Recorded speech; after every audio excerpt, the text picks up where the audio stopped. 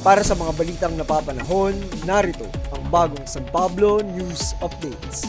Centenarian ng Barangay 5D tumanggap ng cash benefit mula sa San Pablo City LGU. Bilang bahagi ng programang nagbibigay pugay at pagkilala sa mga senior citizen na lungsod ng San Pablo sa pangunguna ni Mayor Nadji B. Gapangada ay tumanggap ng 40,000 cash incentive mula sa lokal na pamahalaan si Ginang Lydia X. Conde ng Barangay 5D na nagdiwang ng kanyang kaarawan noong March 10, 2026.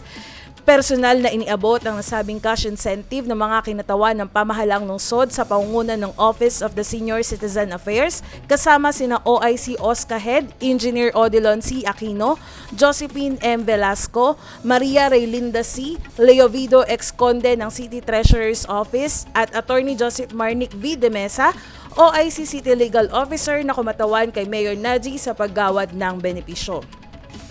Ang pagkakaloob ng cash incentive ay bahagi ng patuloy na adhikain ng kasalukuyang administrasyon na kilalanin at mapabuti ang kapakanan ng mga senior citizens sa lungsod.